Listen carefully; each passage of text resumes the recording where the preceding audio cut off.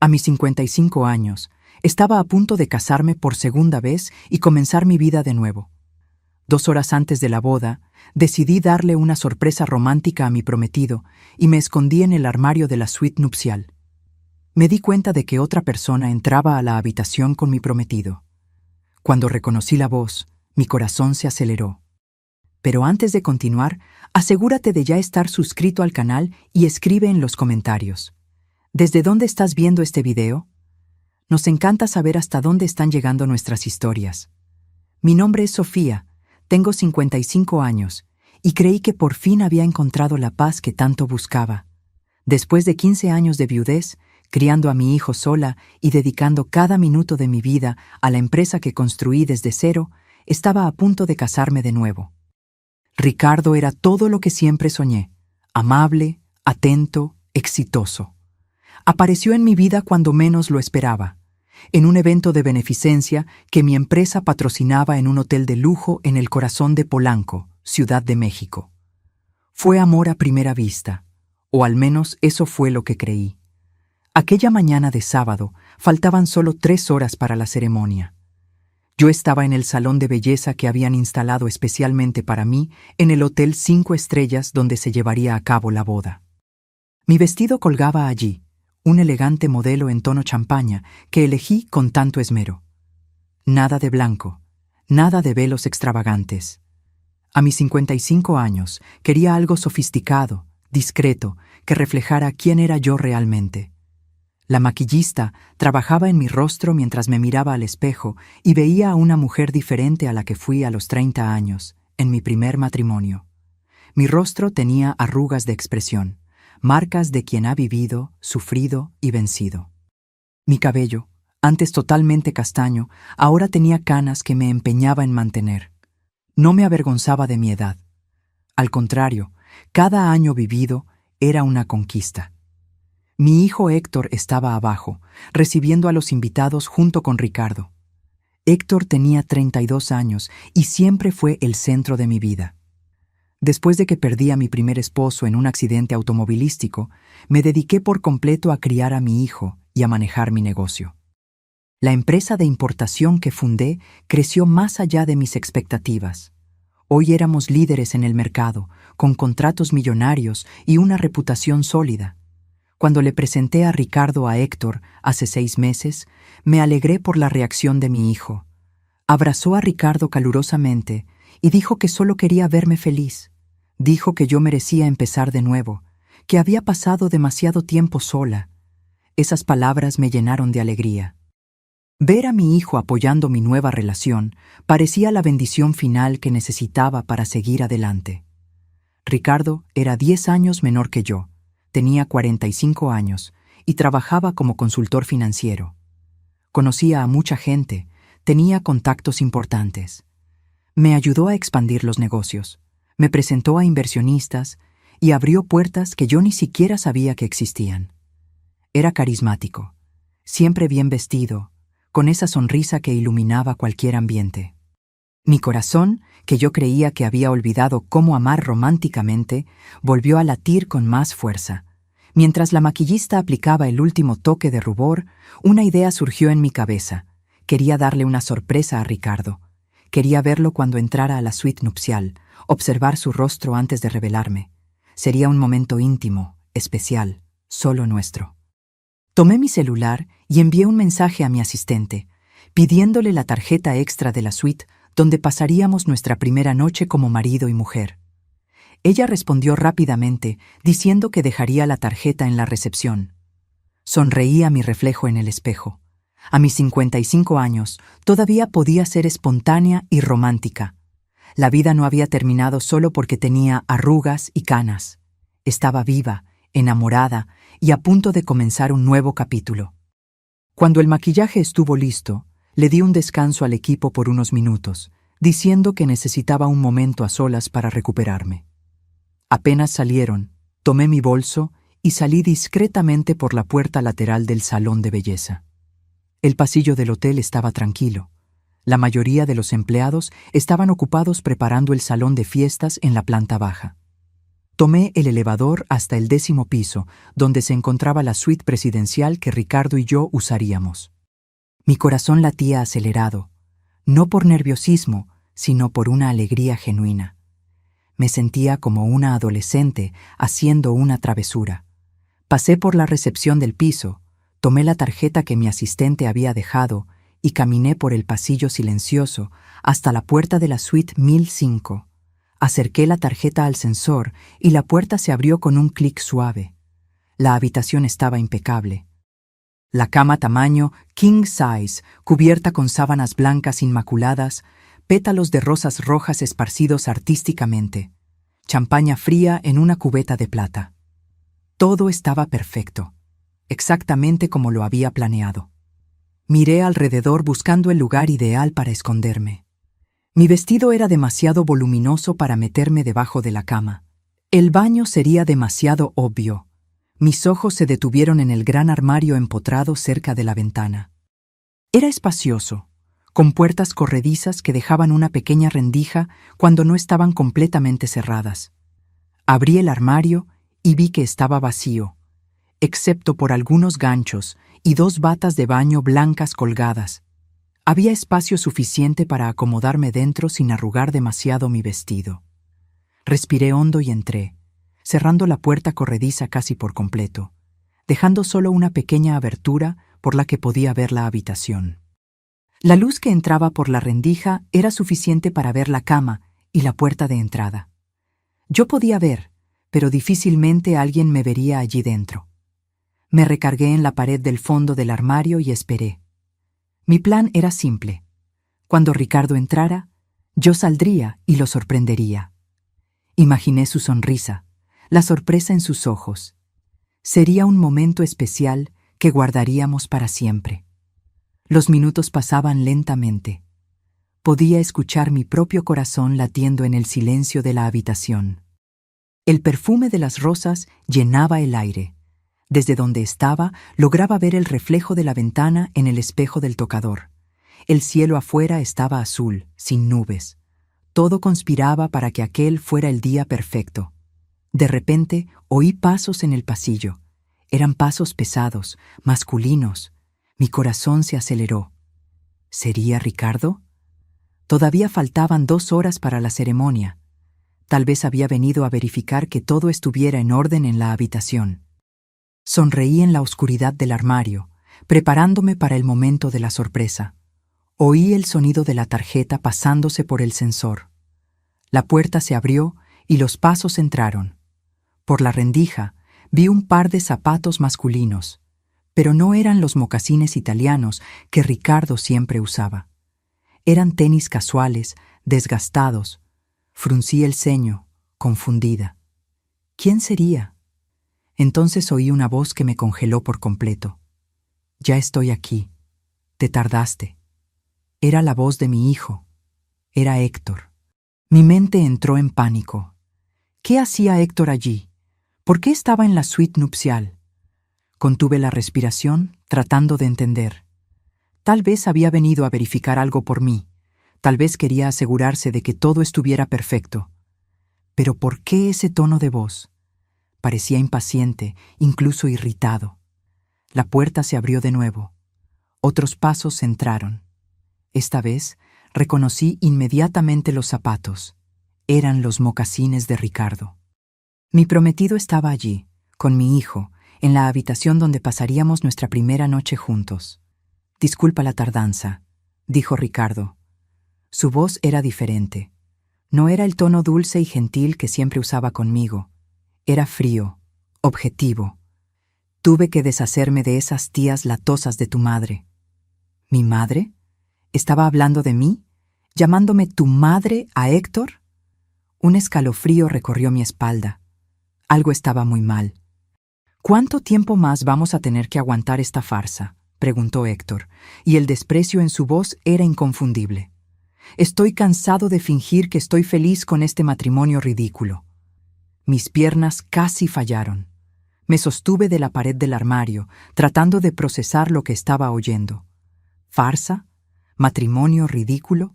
¿De qué estaba hablando mi hijo? «Cálmate», respondió Ricardo, y podía oírlo caminando por la habitación. Solo unas horas más. Después de la ceremonia, después de que firme los papeles del régimen de sociedad conyugal, la parte difícil habrá terminado. Mi sangre se congeló en las venas. Sociedad conyugal, comunidad de bienes. Habíamos acordado separación de bienes. Yo había insistido en ello. Ricardo había accedido, diciendo que su amor por mí no tenía nada que ver con el dinero. Los papeles que mi abogada preparó especificaban claramente la separación de bienes. ¿Estás seguro de que firmarás sin leer?, preguntó Héctor. Su voz sonaba ansiosa ahora. Mi madre es lista. Siempre lee todo antes de firmar. Ricardo se rió. Fue una risa baja, cruel, que jamás le había escuchado. Tu trabajo fue crear el ambiente emocional perfecto. Lo hiciste muy bien, por cierto. Ese discurso en la fiesta de compromiso sobre cómo solo querías verme feliz, sobre cómo merecía amor de nuevo, brillante. Estaba tan conmovida que ni siquiera cuestionó cuando sugerí cambiar de abogado. Mi mente se remontó a 3 semanas atrás. Ricardo había sugerido que usáramos a su abogado para preparar los documentos de la boda, diciendo que el hombre era especialista en derecho familiar y que agilizaría todo. Yo, confiada y enamorada, accedí. Nunca imaginé... ¿Y después?, preguntó Héctor. ¿Después de que firme? El silencio que siguió fue ensordecedor. Podía oír mi propio corazón martilleando contra mis costillas. Cada segundo parecía una eternidad. Después, dijo Ricardo lentamente, nos vamos de viaje de luna de miel. Ese crucero por el Caribe que tanto quería. Agua por todas partes, muchas oportunidades para... accidentes. No. Aquello no podía estar sucediendo. Debía estar teniendo una pesadilla. Tal vez el estrés de la boda, la ansiedad, todo eso me estaba haciendo alucinar. Pero la voz de mi hijo cortó cualquier esperanza de que aquello fuera fruto de mi imaginación. Un accidente en el mar, dijo Héctor, y había una excitación perturbadora en su tono. Sin cuerpo para investigar mucho. Perfecto. Lágrimas comenzaron a correr por mi rostro, silenciosas y cálidas. Mi hijo, mi propio hijo estaba planeando mi muerte. El muchacho que crié, por el cual sacrifiqué todo, estaba conspirando para matarme. Aprendí de los mejores, continuó Ricardo, y podía oírlo sentarse en la cama. Ya lo hice 2 veces antes, funciona como un reloj. ¿2 veces antes? Mi estómago se revolvió. ¿Había hecho esto antes? ¿Había matado a otras mujeres?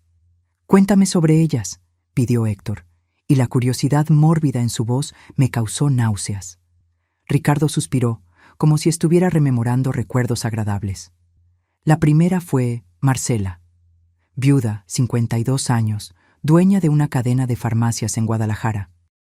Nos casamos después de 8 meses de noviazgo, luna de miel en Cancún. Se ahogó durante un clavado. El instructor dijo que probablemente entró en pánico cuando vio una mantarraya.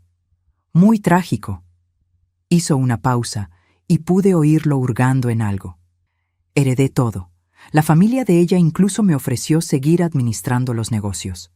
Me quedé 6 meses, tiempo suficiente para vender todo discretamente. Salí con casi 10 millones. 10 millones. Estaba hablando de vidas humanas como si fueran transacciones comerciales. ¿Y la segunda?, insistió Héctor. Ah, Beatriz, respondió Ricardo con un falso suspiro nostálgico. Empresaria del ramo de la construcción en Monterrey. 58 años, viuda también. Ella fue un poco más difícil. Muy controladora, muy involucrada en los negocios. Tardé 1 año en ganarme su confianza por completo. ¿Cómo lo hiciste? Isla privada en Grecia. Alquiler privado, solo nosotros 2. Se resbaló de las rocas durante una caminata matutina. Se golpeó la cabeza y cayó al mar. Encontraron el cuerpo 3 días después. La investigación concluyó que fue accidente. Me quedé destrozado. Lloré en el funeral. Toda la actuación. Su familia me abrazó. Me consoló. Heredé participación del 40% en la empresa. Vendí todo en menos de 1 año. Yo estaba temblando incontrolablemente dentro del armario. Aquel hombre, aquel monstruo que había dejado entrar en mi vida, en mi cama, en mis negocios, era un asesino en serie. Y mi hijo lo sabía. Peor, mi hijo estaba ayudando. Y mi madre va a ser la tercera, dijo Héctor, y no había emoción alguna en su voz. Era como si estuviera hablando del clima. La mejor de todas, confirmó Ricardo. Tu imperio de importación vale mucho más que los negocios de las otras dos juntas. Estamos hablando de por lo menos 50 millones en activos líquidos, sin contar las propiedades e inversiones. Contigo como único heredero y yo como viudo con derecho a la mitad de todo por la sociedad conyugal, vamos a dividir una fortuna. 50 millones. Era más o menos eso. Yo había construido todo desde cero, trabajado 16 horas al día durante años, y ahora descubría que mi propio hijo veía todo ese esfuerzo solo como dinero esperando ser robado. ¿Cuándo vas a transferir mi parte?, preguntó Héctor. Paciencia, respondió Ricardo. Primero, dejamos pasar el luto adecuado, 6 meses, tal vez un año. Luego, yo empiezo a vender los activos discretamente. Recibirás tu mitad según lo acordado, 25 millones. Dinero suficiente para que nunca más tengas que trabajar en la vida. Me lo merezco, dijo Héctor con amargura. Pasé la vida entera siendo el hijo perfecto. Estudié lo que ella quiso. Trabajé en la empresa como un esclavo. Fingí interés por ese negocio aburrido de importación. Todo para asegurar que cuando muriera, yo heredara todo. Cada palabra era una puñalada en mi corazón. Yo había dado todo por ese muchacho. Pagué las mejores escuelas, la mejor universidad. Le di un cargo importante en la empresa incluso cuando demostraba poco interés. Creí que solo necesitaba tiempo para madurar, que eventualmente se enamoraría del negocio como yo. Tú hiciste la parte más difícil, dijo Ricardo. Presentarme con ella, construir la confianza, hacer que me viera como el yerno perfecto. Tu trabajo fue esencial. Yerno perfecto. Las piezas comenzaron a encajar en mi mente. Había sido Héctor quien sugirió que fuera a aquel evento de beneficencia donde conocí a Ricardo. Héctor quien insistió en que Ricardo era un buen hombre, que yo debería darle una oportunidad al amor. Héctor, quien ayudó a planear nuestra primera cita, que siempre estaba allí incentivando la relación. Todo había sido un plan, desde el inicio. ¿Estás seguro de que no hay forma de que rastreen esto hasta nosotros?, preguntó Héctor, sonando preocupado por primera vez. Ninguna, garantizó Ricardo. Soy cuidadoso. Nunca uso el mismo método 2 veces. Nunca dejo evidencia. Las 2 veces anteriores ni siquiera hubo investigación profunda. Mujeres mayores, accidentes durante viajes. Es un patrón común. Las autoridades ni siquiera sospechan. ¿Y si alguien desconfía? ¿De qué? Se rió Ricardo. ¿De un esposo enamorado que perdió trágicamente a su esposa en un accidente? ¿De un hijo dedicado que está de luto por su madre? Somos víctimas, Héctor. Y las víctimas no son sospechosas. Continuaron conversando sobre detalles. Sobre cómo Ricardo garantizaría que yo usara un chaleco salvavidas defectuoso durante un paseo en barco. Sobre cómo ya había sobornado a uno de los empleados del crucero para que testificara que yo estaba bebiendo mucho, que estaba actuando de forma imprudente. Sobre cómo Héctor escenificaría al hijo devastado. Tal vez hasta se desmayaría en el funeral para causar más conmoción. Yo escuchaba todo dentro de aquel armario oscuro. Mi vestido de novia arrugado, mi maquillaje corrido por las lágrimas. La mujer que entró a esa habitación media hora atrás ya no existía. Aquella Sofía, ingenua y enamorada, había muerto. En su lugar nacía otra persona. Alguien que acababa de perder todo lo que amaba, pero que no perdería su vida. Necesitamos bajar, dijo Ricardo finalmente. La ceremonia comienza en 1 hora. Tu madre debe estar preguntándose dónde estás. Que se preocupe, respondió Héctor con desdén. Dentro de unos meses ya no se preocupará por nada. Se rieron de mi muerte planeada. Se rieron de lo tonta y confiada que era yo. Se rieron de lo fácil que sería engañarme hasta el final. Oí pasos alejándose. La puerta se abrió y se cerró. Después, Silencio. Me quedé allí parada, incapaz de moverme. Mi cuerpo entero temblaba.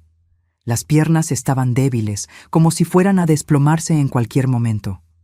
¿Cuánto tiempo pasé allí? No lo sé decir. Pudo haber sido 5 minutos o 30. Finalmente, con un esfuerzo inmenso, empujé la puerta del armario y salí. Me tambaleé hasta la cama y me senté, o mejor dicho, me desplomé sobre ella. Los pétalos de rosa se pegaron a mi vestido. La champaña seguía fría en la cubeta, indiferente a la tragedia que acababa de ocurrir en esa habitación. Miré al espejo del tocador y vi mi reflejo.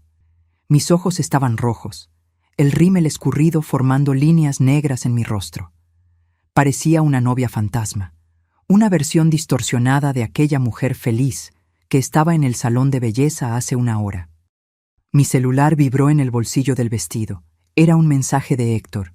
«Mamá, ¿dónde estás? Te estamos buscando. La ceremonia comienza en 45 minutos», seguido de otro de Ricardo. «Mi amor, estoy ansioso por verte en el altar. Te amo. Te amo». Aquellas palabras que antes me llenaban de alegría, ahora me causaban repulsión física. Tenía que salir de allí. Tenía que pensar. ¿Pero hacer qué? Si simplemente cancelaba la boda, sabrían que descubrí algo.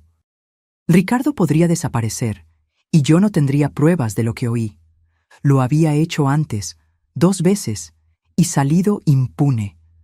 Era experimentado, cuidadoso, y Héctor, mi hijo. ¿Cómo probaría que mi propio hijo estaba tratando de matarme? ¿Quién me creería? Yo misma estaba teniendo dificultad para creerlo. Tomé mi celular y con las manos temblando abrí la aplicación de grabación de voz. Miré el tiempo. 42 minutos. Todo había sido grabado. Cada palabra, cada detalle del plan asesino. Estaba allí, en aquel pequeño archivo de audio. ¿Pero sería suficiente? ¿Sería admisible en un tribunal? E incluso si lo fuera, ¿qué pasaría? Mi hijo iría a la prisión. El muchacho que cargué en brazos, que enseñé a caminar, que consolé en cada pesadilla. Incluso después de todo lo que oí, la parte de mí que era madre sentía un dolor punzante solo de pensarlo. Me levanté de la cama con dificultad. Necesitaba actuar, y necesitaba actuar rápido. Fui al baño de la suite y miré nuevamente mi reflejo, esta vez bajo la luz cruda de los espejos. Tomé una toalla y limpié cuidadosamente el rímel corrido. Recompuse el maquillaje lo mejor que pude con los productos que tenía en el bolso. Mi mente trabajaba a máxima velocidad. Tenía 40 minutos. 40 minutos para decidir si destruía mi propia vida al exponer a mi hijo o si simplemente huía y dejaba todo atrás. 40 minutos para elegir entre justicia y maternidad.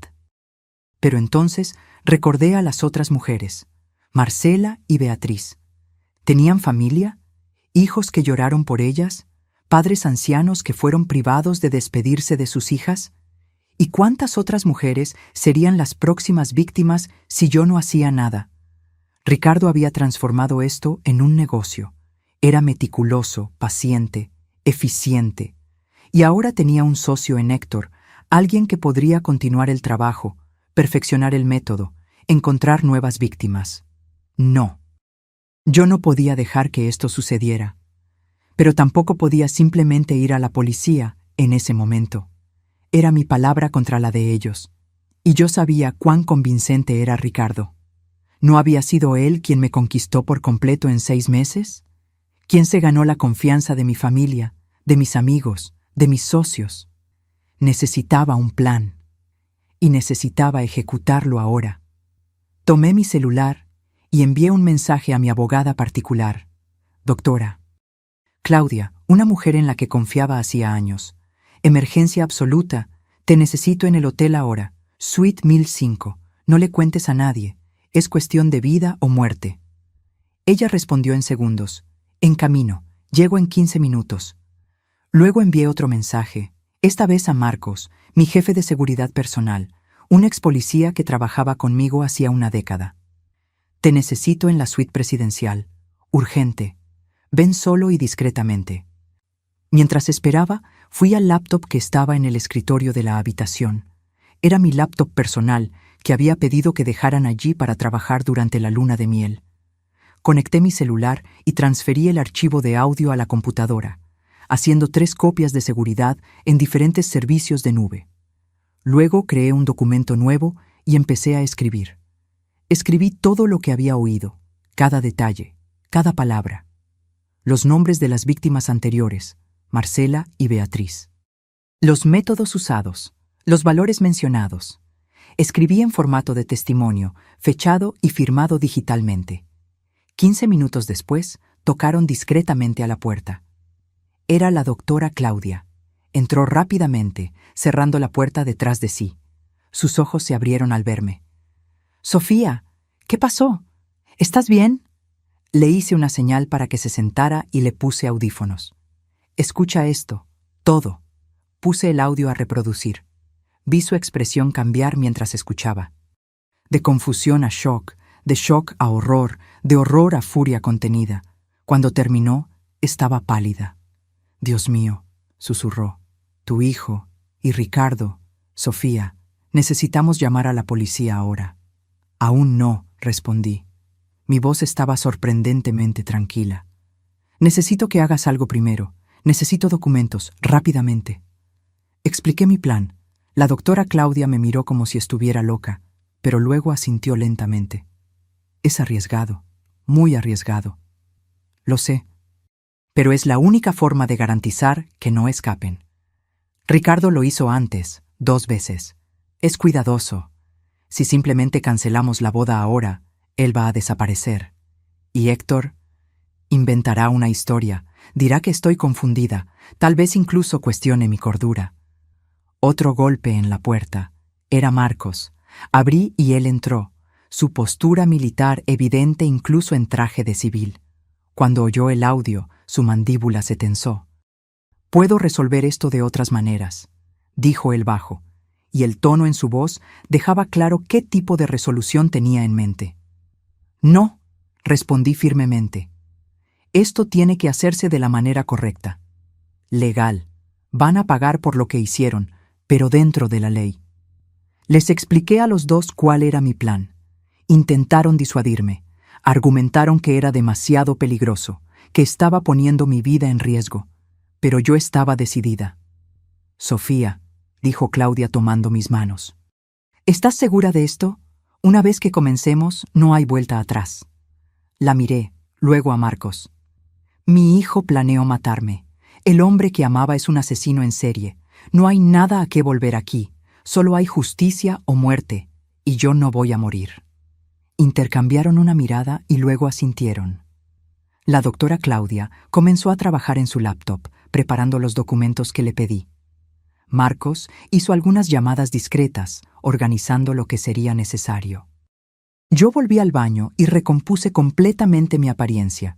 30 minutos después, parecía nuevamente una novia radiante. Por fuera, al menos. Por dentro, yo era otra persona. Una persona más fría, más dura, más determinada. Miré a Claudia. «¿Listo?» Ella asintió, mostrándome los documentos en su tableta. «Todo listo, pero Sofía, última oportunidad de cambiar de opinión». «No voy a cambiar», respondí. Firmé digitalmente cada documento que ella preparó. Tomé mi celular y envié un mensaje a Héctor. «Disculpa la demora, querido. Estaba terminando unos detalles. Estoy bajando ahora». A Ricardo.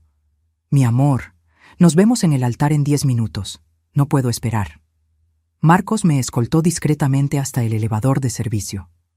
Claudia siguió por otro camino, llevando su laptop y una copia de todo. Yo le había instruido exactamente qué hacer y cuándo hacerlo. Cuando llegué al salón donde sería la ceremonia, la música ya estaba tocando. Mis invitados estaban todos sentados, bellamente vestidos, sonriendo con expectativa. Héctor estaba al lado de Ricardo cerca del altar improvisado. Mi hijo me vio y sonrió. Fue una sonrisa cálida, perfecta. Era bueno en eso. Siempre lo fue. ¿Cuántas veces a lo largo de los años había malinterpretado sus expresiones? ¿Cuántas veces confundí sus manipulaciones con amor genuino? Ricardo se volteó cuando la música nupcial comenzó. Sus ojos se iluminaron al verme. Llevó la mano a su pecho, en un gesto que parecía conmovido. La perfecta escenificación del novio enamorado. Caminé por el pasillo, sola. No tenía padre para entregarme. Él había fallecido años atrás. Siempre pensé que sería Héctor quien me llevaría al altar, pero él había declinado educadamente, diciendo que prefería quedarse al lado de Ricardo como padrino. Ahora entendía por qué. Querían estar juntos, presentar un frente unido. A cada paso que daba, sentía las miradas de los invitados sobre mí. 200 personas que no tenían idea de lo que estaba a punto de suceder. 200 testigos de lo que estaba planeando. Llegué al altar. Ricardo extendió su mano hacia mí. Yo la tomé. Su mano estaba cálida, firme. La mano de un asesino. «Estás hermosa», susurró. «Gracias», respondí con una sonrisa. El celebrante, un juez de paz que Ricardo había sugerido, comenzó la ceremonia. Habló sobre amor, compromiso, compañerismo. Cada palabra sonaba como una broma cruel. Miré a Héctor al lado de Ricardo. Mi hijo me observaba con una expresión que ahora reconocía. No era amor, era cálculo. Estaba evaluando si yo sospechaba de algo, si había alguna señal de que yo sabía. Le sonreí. Una sonrisa de madre orgullosa. Vi alivio pasar por sus ojos. «Llegamos ahora al intercambio de votos», anunció el celebrante. «Ricardo, ¿aceptas a Sofía como tu legítima esposa?» «Acepto», dijo Ricardo, su voz clara y firme. «Sofía, ¿aceptas a Ricardo como tu legítimo esposo?» Este era el momento que cambiaría todo. Miré a Ricardo, luego a Héctor, luego a todos los rostros expectantes a mi alrededor. «Tengo algo que decir primero», hablé en voz alta y clara. Un murmullo recorrió la audiencia. Ricardo frunció el ceño levemente, confundido pero aún manteniendo la sonrisa. «¿Sofía?», dijo él en voz baja. «¿Está todo bien?» «Está todo perfecto», respondí. Entonces me volteé hacia los invitados. «Todos ustedes vinieron aquí hoy pensando que asistirían a una boda. Y van a asistir, pero no la boda que imaginaban». El silencio en el salón era absoluto. Se podía oír la respiración de la gente. Ricardo intentó sujetar mi mano, pero me aparté. «Sofía, estás nerviosa», dijo, tratando de parecer preocupado. «Vamos a hacer una pausa. Puedes...» «No estoy nerviosa», corté. «Estoy perfectamente lúcida, tal vez más lúcida de lo que he estado en los últimos 6 meses». Héctor dio un paso adelante. «Mamá, ¿qué está pasando? ¿Te sientes mal?» «No me llames madre», dije, y mi voz salió más fría de lo que pretendía. Vi cómo retrocedía como si hubiera recibido una bofetada. Me volteé nuevamente hacia los invitados. Hoy, hace aproximadamente 1 hora, yo estaba en la suite nupcial, escondida en el armario. Quería darle una sorpresa romántica a mi futuro esposo. Ricardo palideció. Entendió inmediatamente a dónde iba a parar esto. Pero quien apareció en la habitación no fue solo Ricardo. Fue mi hijo también. Y ellos no sabían que yo estaba allí, así que conversaron libremente. «Mamá, no sé de qué estás hablando», comenzó Héctor, pero había pánico en sus ojos. «Y yo lo oí todo», continué, mi voz aumentando. «Los oí a ustedes planeando mi asesinato. Los oí riendo sobre lo fácil que sería engañarme. Oí sobre las otras 2 mujeres que Ricardo mató antes». El salón estalló en exclamaciones de shock. Personas se levantaron, comenzaron a hablar al mismo tiempo. Ricardo intentó agarrarme, pero Marcos apareció de la nada, interponiéndose entre nosotros. «Esto es una locura», gritó Ricardo a los invitados. «Está teniendo una crisis, necesita ayuda». «¿Estoy teniendo una crisis?», repetí. «Qué interesante. Es la misma táctica que usarías si hubieras sobrevivido al accidente que estabas planeando, ¿no es así? ¿Cuestionar mi sanidad mental?» Tomé mi celular del ramo de flores que una de las damas de honor sostenía. Lo conecté al sistema de sonido del salón. Todos ustedes van a escuchar exactamente lo que yo oí. Apreté play. La voz de Héctor llenó el salón. Ya estoy aquí, te tardaste. Seguida de la de Ricardo. Disculpa la tardanza. Tuve que deshacerme de esas tías latosas de tu madre. Vi el rostro de Ricardo cambiar de color, de pálido a rojo, de rojo a gris. Héctor intentó correr, pero Marcos lo sujetó por el brazo. El audio continuó reproduciéndose. Cada palabra, cada detalle del plan. Los invitados escuchaban en shock absoluto. Algunas mujeres comenzaron a llorar.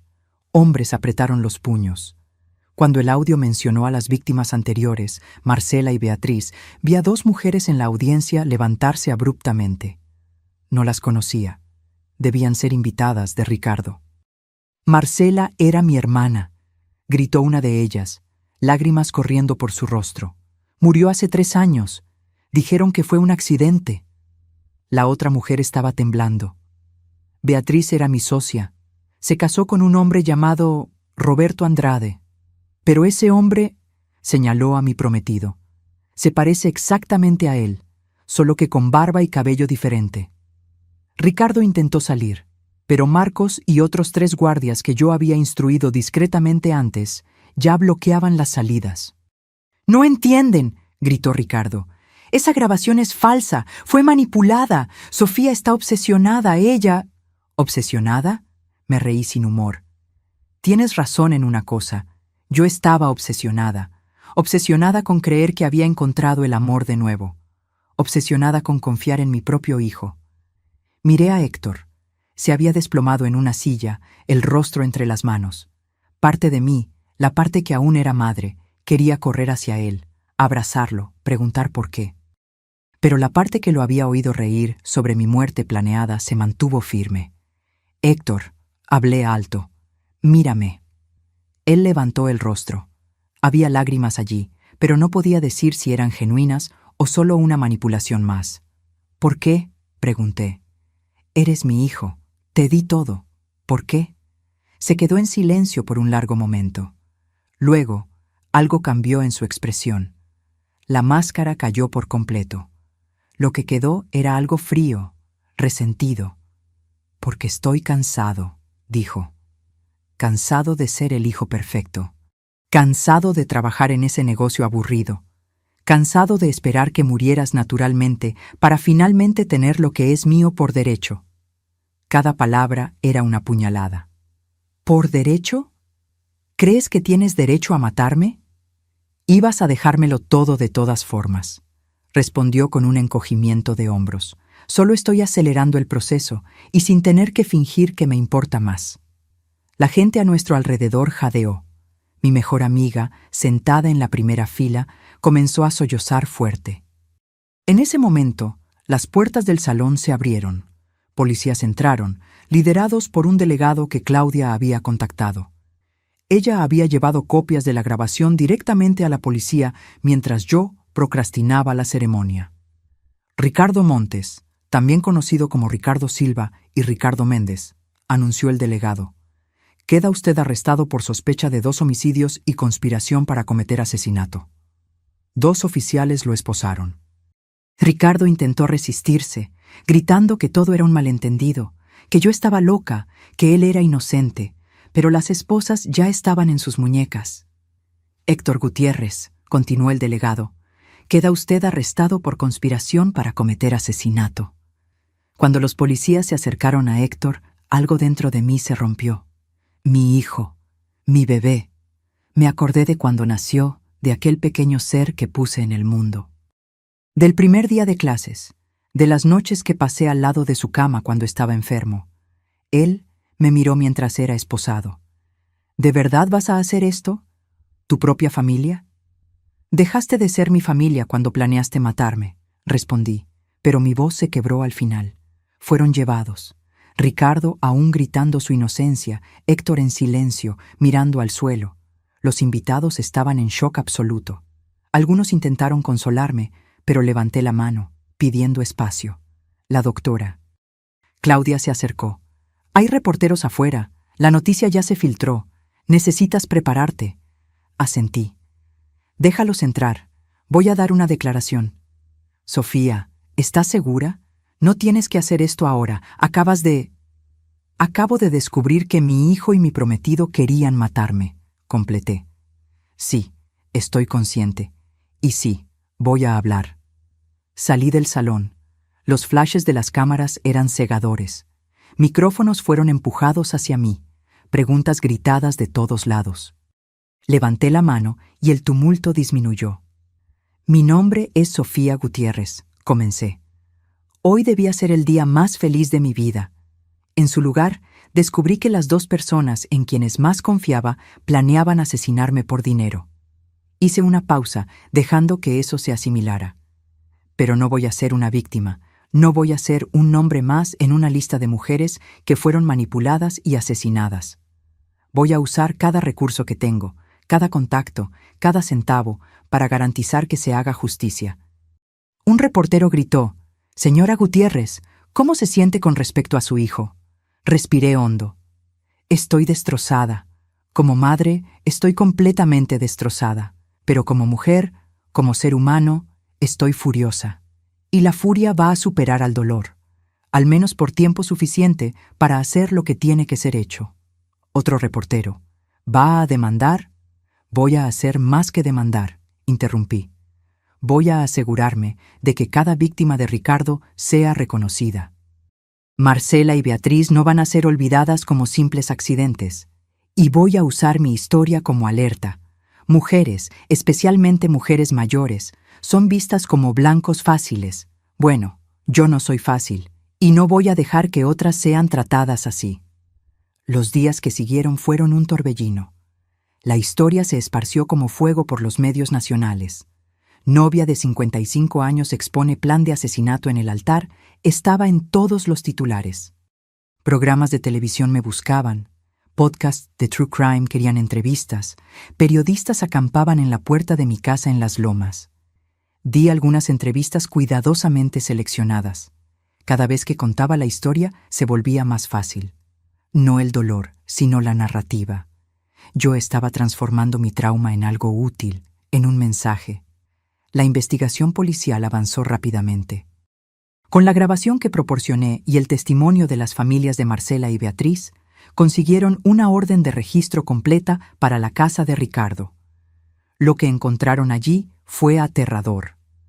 Había una computadora con archivos detallados sobre no 2, sino 5 mujeres. Marcela y Beatriz eran las que él había mencionado, pero había 3 otras en ciudades diferentes, todas muertas en accidentes en los últimos 10 años.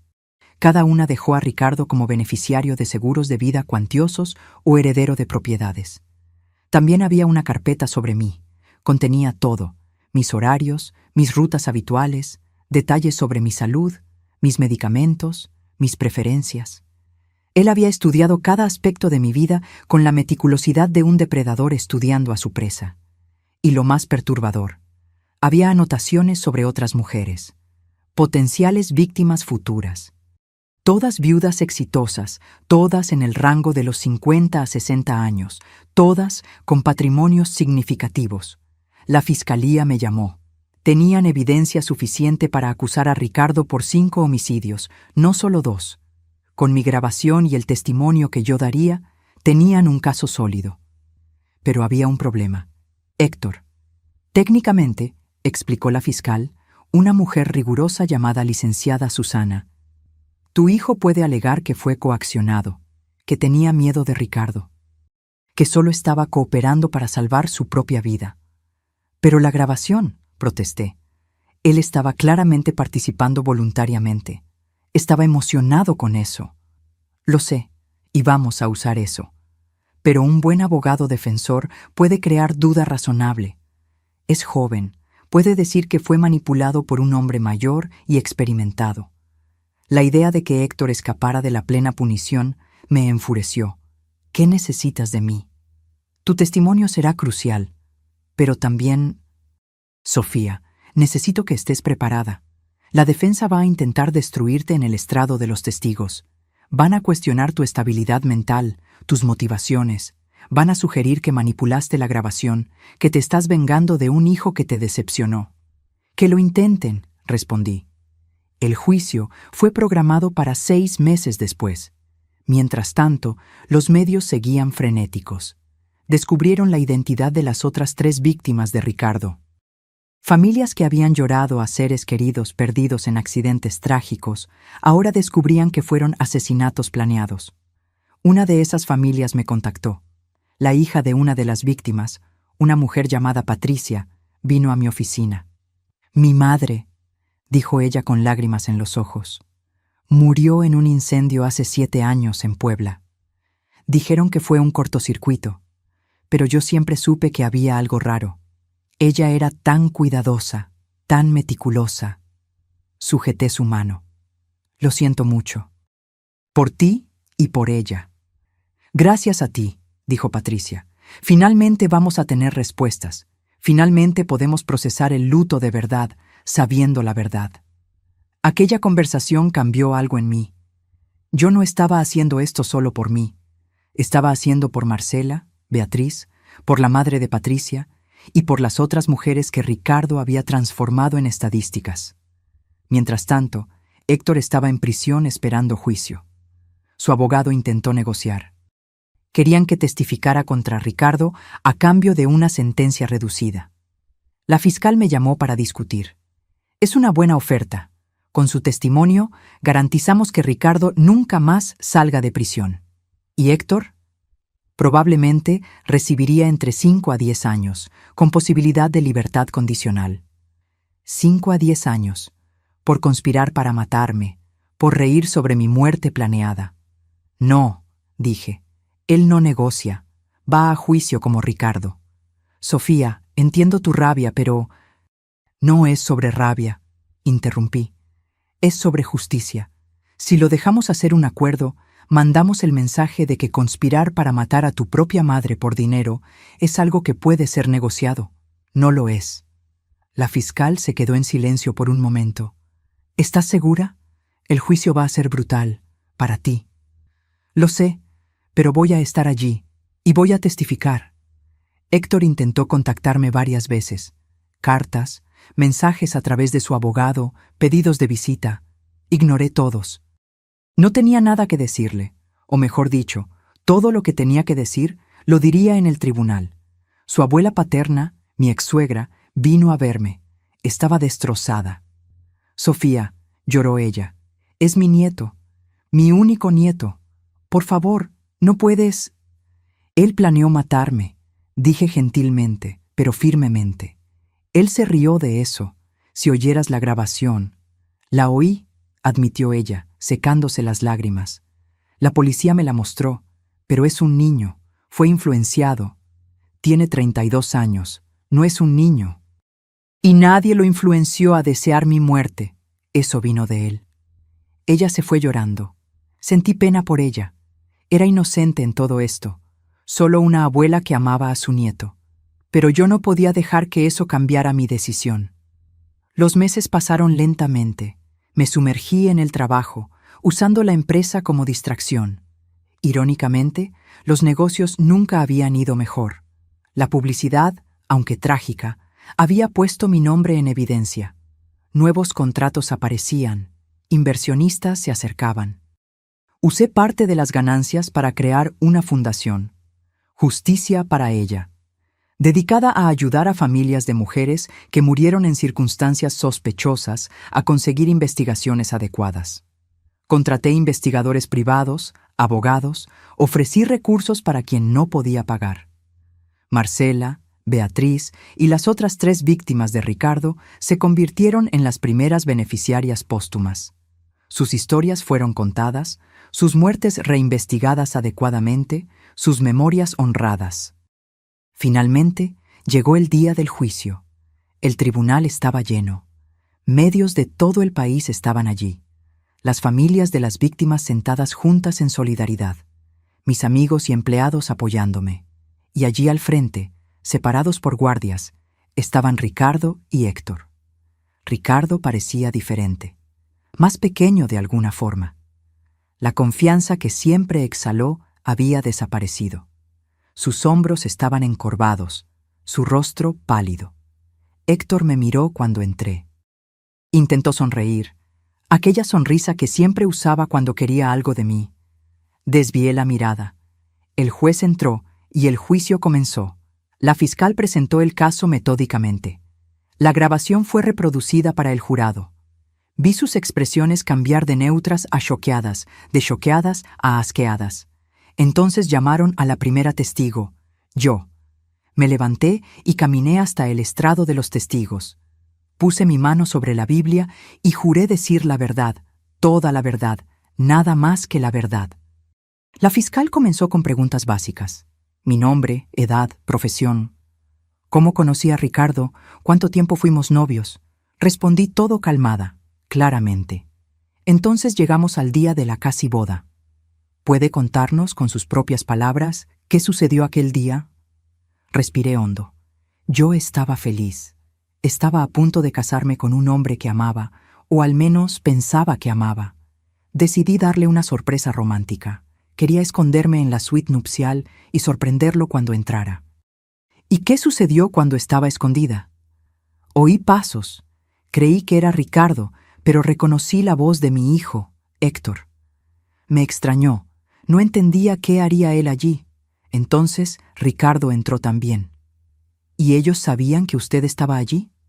No, yo estaba escondida en el armario. Pensaban que estaban solos. ¿De qué conversaron?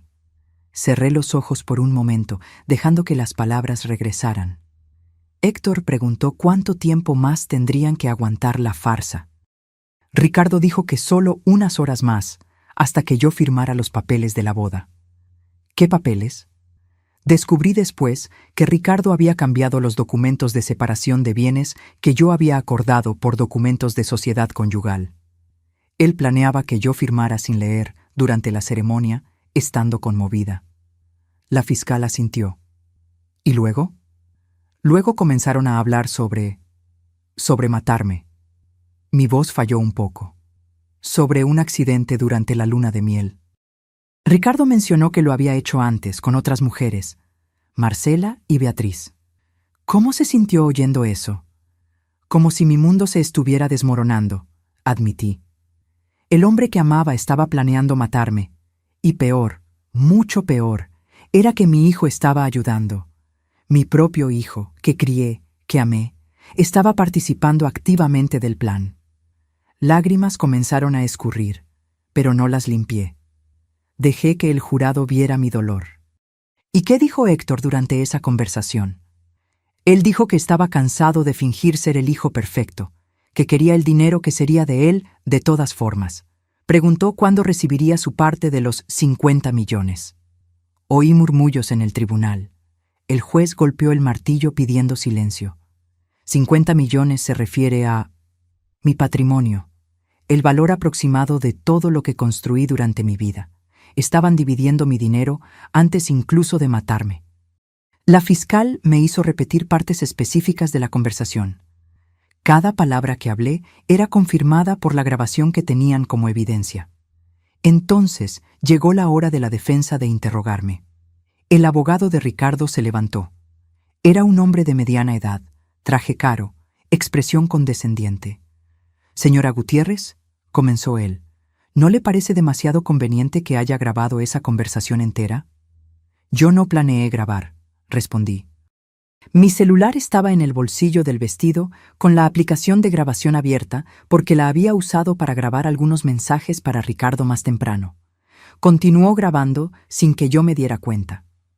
«Ah, qué suerte», dijo él sarcásticamente. «¿Y usted, una mujer de negocios experimentada, quiere que creamos que no notó que estaba grabando?» Yo estaba escondida en un armario oyendo a mi hijo y a mi prometido planear matarme. Respondí firmemente. No estaba exactamente preocupada por mi celular. O tal vez, él sugirió, usted estaba escenificando todo esto. Tal vez estaba enojada porque su hijo no aprobaba ese matrimonio.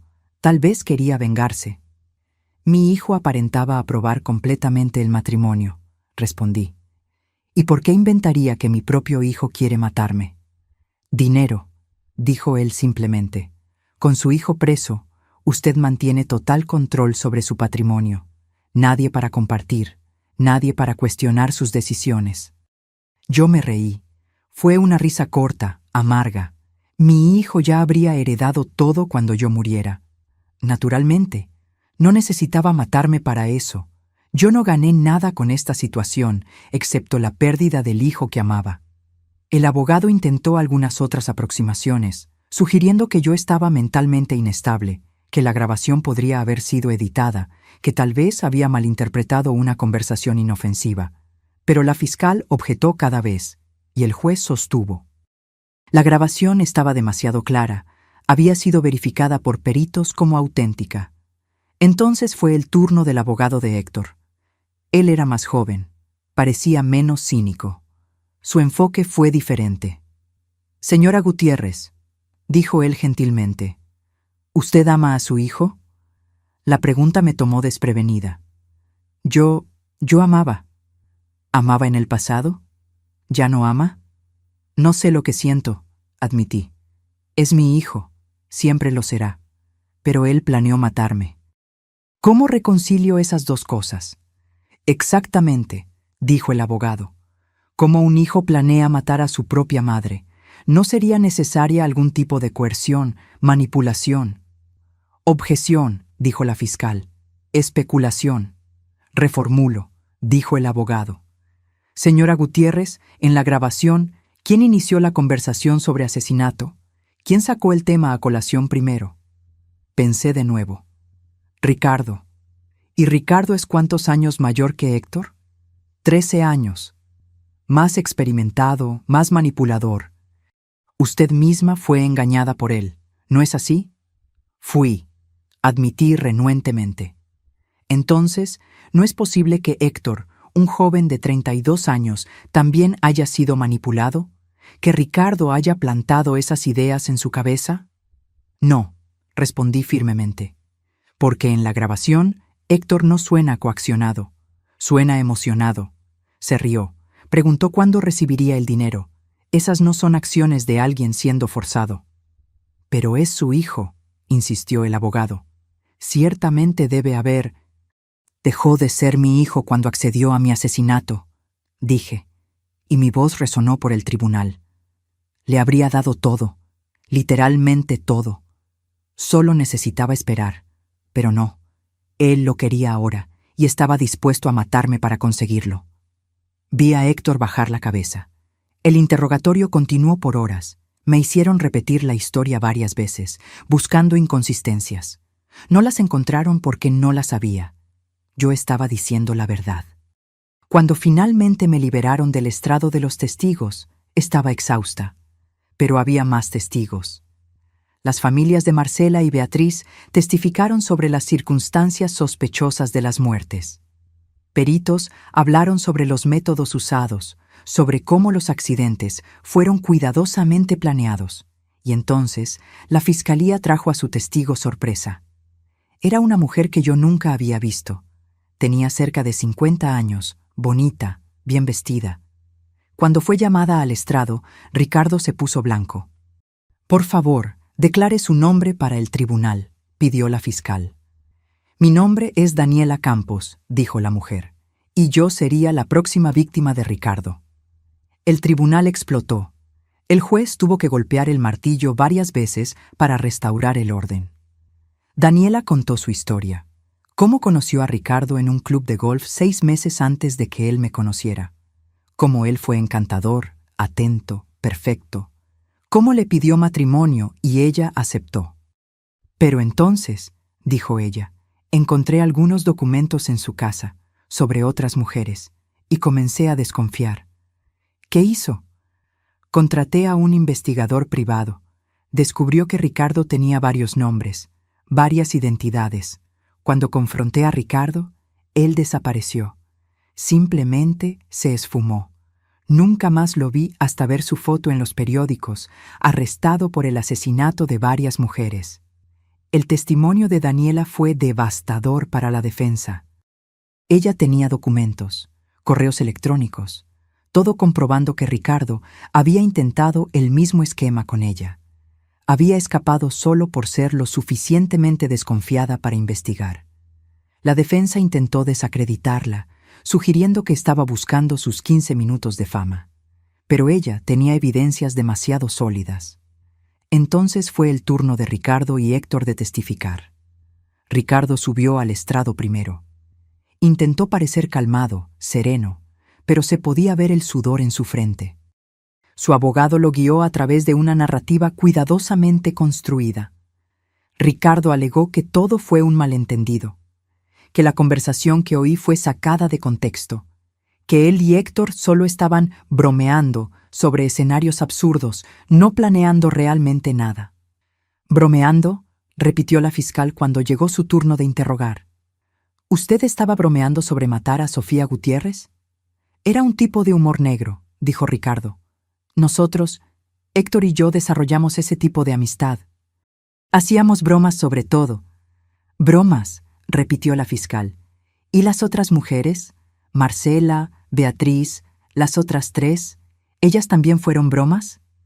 Yo no maté a nadie, dijo Ricardo firmemente. Esas fueron todas tragedias reales, accidentes reales. Están intentando transformarme en algún tipo de serial killer cuando soy solo un hombre con mala suerte que perdió a personas que amaba. Mala suerte, murmuró la fiscal. Señor Montes, o debería llamarle Silva, o Méndez. ¿Cuántos nombres falsos ha usado? Cambié mi nombre legalmente algunas veces, admitió él, por razones personales. ¿Razones personales como huir de investigaciones? Objeción. Sostenida. Reformule, fiscal. Ella cambió de táctica. Señor, en la grabación usted menciona valores específicos. 50 millones. Usted menciona dividir el patrimonio de Sofía. ¿Cómo explica eso si era solo una broma? Estábamos especulando. Sobre hipotéticamente, si algo le sucediera a Sofía. Conveniente. ¿Y usted siempre especula sobre la muerte de sus prometidas? Las preguntas continuaron, incisivas, implacables.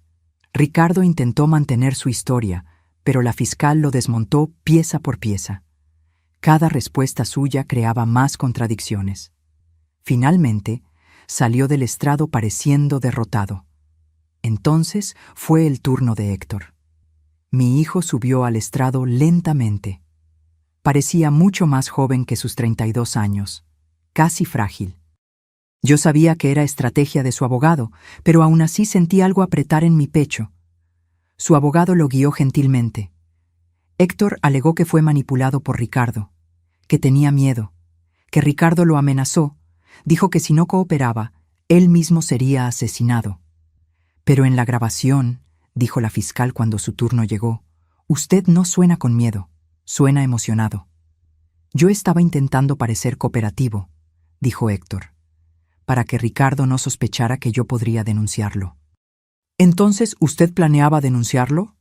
Sí, eventualmente. Pero no lo hizo, ni siquiera avisó a su madre sobre el peligro.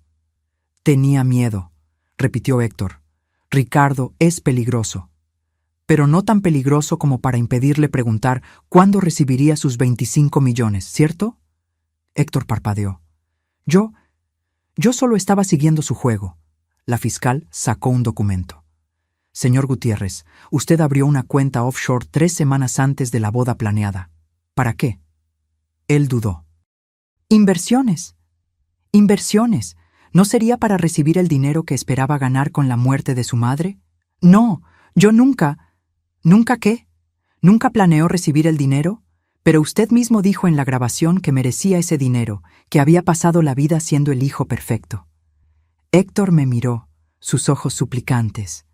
Yo no desvié la mirada, pero tampoco demostré ninguna emoción. ¿Usted ama a su madre?, preguntó la fiscal de repente. La pregunta lo tomó por sorpresa. Sí, yo amo. Curiosa forma de demostrar amor, planeando asesinato. Yo no planeé nada, fue todo Ricardo. Pero usted accedió, usted se rió, usted preguntó sobre su parte del dinero. Porque tenía miedo. Miedo, repitió la fiscal. Señor Gutiérrez, ¿cuántas veces pudo haber denunciado a Ricardo? ¿Cuántas oportunidades tuvo de avisar a su madre? Silencio. Usted tenía el teléfono de la policía, tenía acceso a su madre en cualquier momento.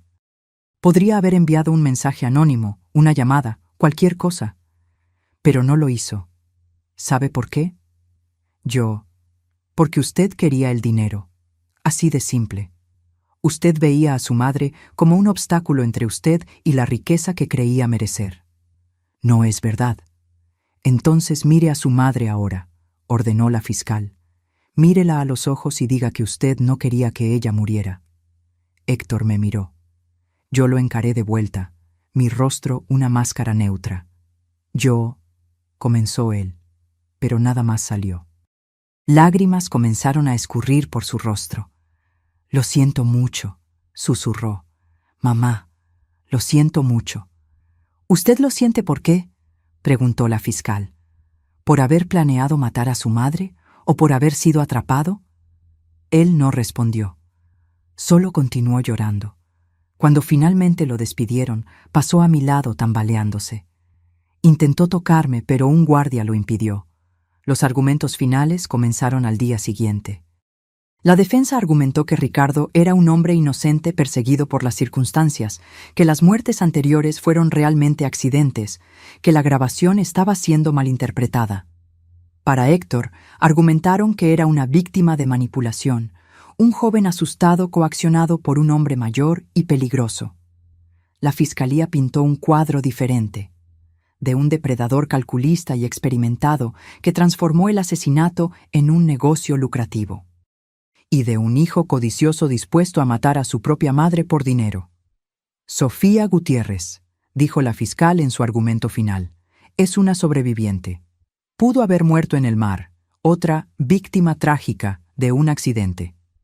Pero por pura suerte, por haber decidido hacer una sorpresa romántica, ella oyó la verdad. Y fue lo suficientemente valiente para no solo salvar su propia vida, sino para traer justicia para Marcela, Beatriz y todas las otras. Señaló a Ricardo y Héctor. Estos hombres veían a mujeres exitosas no como personas, sino como fuentes de ingresos, como blancos. Planearon meticulosamente, ejecutaron fríamente y habrían continuado si Sofía no los hubiera expuesto. El jurado salió a deliberar. Fueron 3 días de espera, 3 días donde apenas pude comer o dormir. Pasaba las noches reviviendo cada momento, cada palabra de la grabación, cada mirada de Héctor durante el juicio. Finalmente, vino el veredicto. El tribunal estaba lleno nuevamente. Me senté en la primera fila, la doctora Claudia de un lado, Marcos del otro. En el caso del Estado contra Ricardo Montes, comenzó el presidente del jurado. Por el crimen de asesinato en primer grado de Marcela Santos, encontramos al acusado, culpable. Oí gritos ahogados detrás de mí, la hermana de Marcela llorando. El presidente continuó, culpable de asesinato en primer grado de Beatriz Lima, culpable de 3 otras acusaciones de homicidio, culpable de conspiración para cometer asesinato contra mí. Ricardo permaneció inmóvil mientras cada veredicto era leído. En el caso del Estado contra Héctor Gutiérrez, continuó el presidente, por el crimen de conspiración para cometer asesinato, encontramos al acusado culpable. Sentí algo romperse dentro de mí. Incluso esperando, incluso queriendo justicia, oír a mi hijo ser declarado culpable fue como recibir un disparo en el pecho. Héctor se desplomó en la mesa, sollozando. Su abogado intentó consolarlo, pero no había consuelo para aquello. La sentencia llegó 2 semanas después. Ricardo recibió 5 sentencias de prisión vitalicia consecutivas, sin posibilidad de libertad condicional. Moriría en prisión. Cuando la sentencia fue leída, él ni siquiera reaccionó. Solo miró fijamente al frente, como si ya estuviera muerto. Héctor recibió 25 años, con posibilidad de libertad condicional después de 15. El juez fue duro en sus palabras. «Señor Gutiérrez», dijo él, «usted traicionó la confianza más sagrada que existe, la confianza entre madre e hijo. Usted no solo planeó quitarle la vida a la mujer que le dio la vida, sino que lo hizo por pura codicia. Espero que use su tiempo en prisión para reflexionar sobre la magnitud de lo que intentó hacer». Cuando terminó, cuando los guardias se los llevaron, Héctor me miró una última vez. «Mamá», dijo él, su voz quebrándose, «¿puedes perdonarme algún día? Lo miré, a aquel hombre que un día fue mi bebé. No sé, respondí honestamente. Pregúntame dentro de 15 años. Fue la última vez que hablé con él. Los meses siguientes fueron de reconstrucción. Los medios eventualmente siguieron adelante, encontrando nuevas historias. La fundación que creé continuó creciendo, ayudando cada vez a más familias. Las familias de Marcela, Beatriz y las otras víctimas se convirtieron en parte de mi vida. Nos reuníamos periódicamente, compartiendo recuerdos de aquellas que perdimos, garantizando que nunca fueran olvidadas. Vendí la empresa. Ya no podía trabajar allí, no cuando cada rincón me recordaba a Héctor, a cómo yo creía que estábamos construyendo algo juntos. Vendí por un valor justo y usé el dinero para expandir la fundación. Cambié de casa también. Ya no podía vivir en el lugar donde crié a mi hijo, donde cada habitación tenía recuerdos de él. Compré un apartamento más pequeño, más sencillo en Coyoacán. Empecé de nuevo. La terapia ayudó. Fueron meses de sesiones dolorosas, desempacando cada capa de traición, de dolor, de culpa. Sí, culpa. Porque por más que supiera racionalmente que no era mi culpa, parte de mí seguía preguntando, ¿dónde me equivoqué? ¿Cuándo mi hijo se transformó en alguien capaz de planear mi asesinato? Usted no se equivocó, mi terapeuta repetía. Algunas personas simplemente toman malas decisiones, decisiones crueles, y eso no es un reflejo de usted como madre. Pero tomó tiempo aceptar eso. Un año después del juicio, recibí una carta. Era de Héctor. Me quedé mirando el sobre por días antes de tener el coraje de abrirlo. Cuando finalmente abrí, encontré páginas y páginas de su letra, aquella misma letra que vi en tarjetas del Día de las Madres, en notas cariñosas, en dibujos infantiles. Pedía disculpas. Decía que entendía si yo nunca lo perdonaba, que estaba en terapia en prisión, intentando entender por qué hizo lo que hizo, que la codicia, el resentimiento, la envidia habían envenenado su corazón poco a poco, año tras año. Yo te veía trabajando tanto, escribió él, construyendo ese imperio, y empecé a sentir como si fuera mío por derecho, como si me debieras aquello. Olvidé que no me debías nada, que todo lo que hiciste fue por amor, no por obligación. Hablaba sobre Ricardo, sobre cómo fue seducido por la idea de riqueza rápida, cómo Ricardo alimentó su resentimiento, validó su codicia, la transformó en un plan concreto. Pero no puedo culpar solo a él, escribió. Fui yo quien eligió escuchar. Fui yo quien accedió. Fui yo quien se rió sobre tu muerte, y voy a cargar con eso el resto de mi vida. Terminaba diciendo que no esperaba respuesta, que no esperaba perdón, que solo quería que yo supiera que estaba intentando ser una mejor persona. Guardé la carta. No respondí. Aún no estaba lista. 2 años pasaron, luego 3. Hice terapia, viajé, conocí gente nueva. Aprendí a confiar de nuevo, lentamente. Hice nuevos amigos, cultivé nuevos hobbies. Descubrí quién era Sofía sin ser la madre de Héctor, sin ser la CEO de una empresa. Y aprendí algo importante. Yo era fuerte, más fuerte de lo que jamás imaginé. Había sobrevivido a la traición suprema.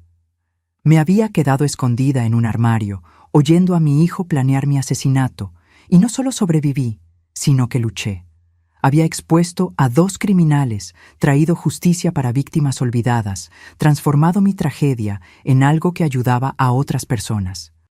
A mis 58 años, ya no era aquella mujer ingenua que se escondió en el armario esperando sorprender a su prometido. Era alguien que conocía el lado más oscuro de la humanidad y eligió no volverse cínica. Alguien que fue traicionada por su propia familia y eligió continuar amando, solo que con más cuidado. En mi cumpleaños número 59, hice algo que no había hecho en 3 años. Fui a visitar a Héctor. Él había cambiado. Estaba más delgado, más viejo de lo que sus 35 años deberían parecer.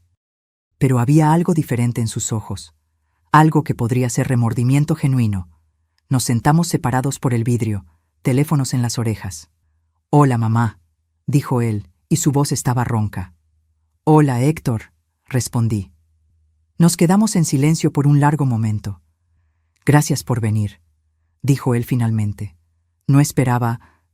«Yo tampoco», admití. «No sé por qué vine. Tal vez para ver si realmente cambiaste, o tal vez para ver si yo cambié lo suficiente para sentarme aquí sin odiarte». «¿Y cambiaste?», pensé sobre eso. «No te odio, ya no. Pero tampoco sé si puedo amarte como antes. Aquel Héctor, el hijo que yo amaba, murió en esa habitación de hotel.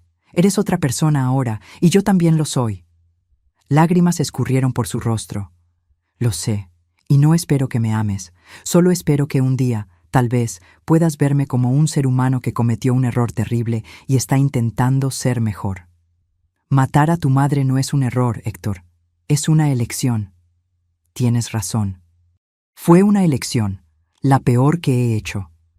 Conversamos por 40 minutos. No fue una reconciliación. No fue perdón. Fue solo dos extraños que una vez fueron madre e hijo, intentando encontrar algún tipo de paz. Cuando me levanté para irme, él preguntó: «¿Vas a volver?». «No sé», respondí honestamente. «Tal vez, algún día, pero no esperes. No pongas tu redención en mis manos. Esa es una jornada tuya». Dejé la prisión y conduje a casa mientras el sol se ponía. Y me di cuenta de algo. Estaba en paz. No una paz completa, no una paz sin cicatrices, pero paz de todas formas. Hoy, a mis 60 años, miro hacia atrás y veo mi vida en 3 partes. Antes de aquel día en la habitación del hotel, durante aquellos meses terribles de investigación y juicio, y después la reconstrucción. La Fundación Justicia para Ella ayudó a más de 50 familias a conseguir investigaciones adecuadas en muertes sospechosas. 3 casos resultaron en arrestos. 20 familias consiguieron finalmente enterrar a sus seres queridos sabiendo la verdad. Escribí un libro sobre mi experiencia. El dinero fue todo para la fundación. Doy conferencias sobre señales de alerta en relaciones, sobre cómo los depredadores eligen a sus víctimas, sobre la importancia de confiar en tus instintos. Y sí, eventualmente, aprendí a confiar de nuevo. Conocí gente buena, formé nuevas amistades, incluso tuve algunas citas casuales. Nada serio. Tal vez nunca más lo sea. Pero está bien, porque aprendí que no necesito a otra persona para completarme. Estoy completa sola, fuerte sola, viva, muy viva, sola. A veces por la noche aún pienso en aquel momento en el armario, en las voces de Ricardo y Héctor planeando mi muerte. Y doy gracias. Doy gracias por haber decidido hacer aquella sorpresa tonta. Doy gracias por haber oído la verdad, por más dolorosa que fuera, porque la verdad me salvó. La verdad me liberó. Y la verdad me dio la oportunidad de empezar de nuevo. A mis 60 años, estoy empezando de nuevo. Y esta vez lo estoy haciendo bien. Ahora, si te gustó esta historia, haz clic en suscribirte y dime en los comentarios qué parte te dejó boquiabierto. Y no olvides hacerte miembro para tener acceso a videos exclusivos que no publico aquí. Te espero allí.